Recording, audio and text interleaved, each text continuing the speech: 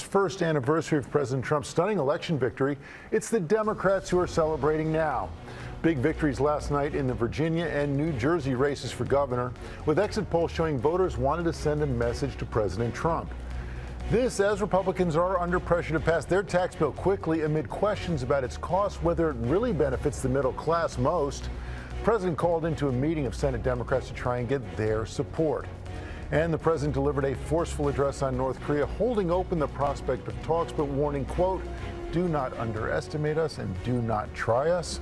Our senior White House correspondent Cecilia Vega is in Beijing with the president. Good morning, Cecilia. Hey, George, good morning to you. President Trump needs China to help put the pressure on North Korea. This is a visit that requires skilled diplomacy, and it is one that it's being called his most crucial stop of this entire trip. This morning, President Trump touching down in China, the country he often uses as a political punching bag, rolling the stairs right up to Air Force One and rolling out the red carpet.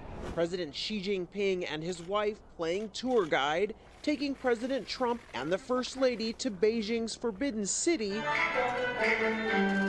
and to a traditional Chinese opera. That's something we're having a great time. Thank you. The high-stakes visit, perhaps President Trump's most important stop yet, as he pushes China to ramp up the pressure on North Korea.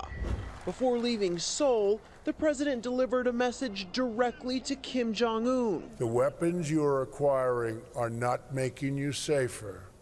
They are putting your regime in grave danger. Every step you take down this dark path increases the peril you face. But he had a message for China and Russia, too. All responsible nations must join forces to isolate the brutal regime of North Korea. And to those nations that choose to ignore this threat, or worse still, to enable it, the weight of this crisis is on your conscience. And he had this warning. Today, I hope I speak not only for our countries, but for all civilized nations. When I say to the North, do not underestimate us, and do not try us. A stern warning there. Now, despite White House aides repeatedly insisting the president would not take a trip to the DMZ, the demilitarized zone, that heavily fortified border between North and South Korea, during this trip. Before he left Seoul, he boarded Marine One and headed for the DMZ, but the White House says that he had to cut that short, turn around about 5 minutes before landing.